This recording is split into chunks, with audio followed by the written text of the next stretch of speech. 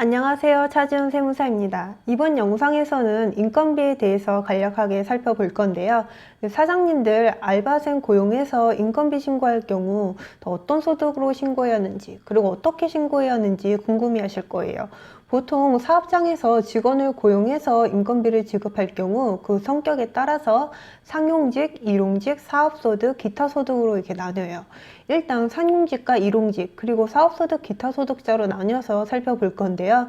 특정 고용주에게 계속하여 고용되어 급여를 지급받는 자를 상용직이라고 해요.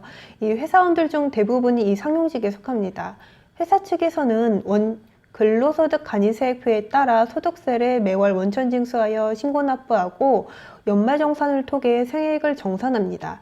이에 반해 특정 고용주에게 계속하여 고용되어 있지 아니하고 1급 또는 시간급 등으로 급여를 지급받는 자를 일용직으로 구분해요.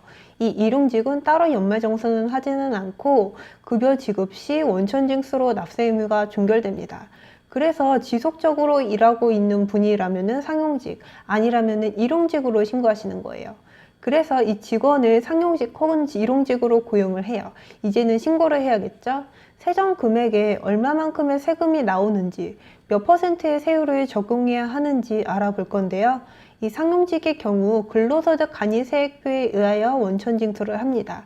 세무 대리인은 프로그램이 계산을 해주기 때문에 문제가 없지만 직접 계산을 해야 하는 경우 이 국세청 홈페이지에서 직접 계산 가능하니 참고해 주세요.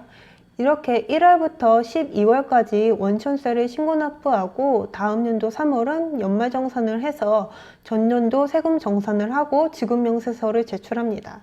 그에 반해 일용직의 경우 1급에 2.7%를 곱하여 원천징수하고 따로 연말정산을 하지는 않아요. 다만 지급명세서를 1년에 한꺼번에 제출하는 상용직과는 다르게 분기마다 지급명세서를 제출합니다. 제가 방금 상용직 지급명세서는 1년에 딱 한 번 3월에 제출한다고 했는데요. 이게 2019년도부터 근로장려금을 1년에 2번 나눠서 신청 지급받는 것으로 변경되었어요.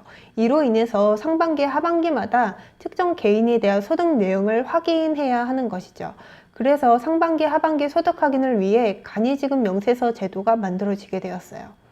그리고 이 일용직이 1년에 4번 제출하는 거는 변함이 없지만은 이 상용직의 경우 3월뿐만 아니라 7월, 1월 총 3번에 걸쳐서 제출을 하는 것으로 변경되었습니다. 그 다음으로는 사업소득과 기타소득에 대한 내용인데요. 프리랜서 형식으로 근무하는 경우 크게 사업소득, 기타소득 중 하나로 신고를 하게 됩니다. 사업소득의 세율은 지방소득세 포함 3.3%이고 기타소득의 경우 8.8%입니다. 숫자로만 놓고 봤을 때 세율이 낮은 사업소득으로 신고하는 것이 유리하다고 생각할 수 있어요. 하지만 사업소득 혹은 기타소득인지의 여부는 용역을 제공하고 그 대가를 받는 프리랜서를 기준으로 직업, 기간, 횟수, 내용 등에 비추어 영리를 목적으로 계속성과 반복성이 있는지 여부를 고려해야 해요. 예를 들어 학원 강사에게 해당 사업장에서 강의하는 것 말고도 다른 곳에서도 강의를 하는지 여부, 주업이 강사인지 등을 확인하여 맞다면 사업소득, 아니라면 기타소득으로 신고를 해주셔야 돼요. 상용직의 경우 회사 측에서 3월 달에 연말정산을 진행하지만 일반적으로 사업소득, 기타소득자의 경우 소득자 본인이 직접 5월에 신고를 해야 합니다. 이 사업장에서는 지급명세서만 제출해주면 되죠.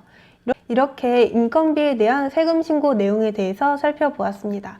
다음에도 유익한 영상으로 돌아올게요.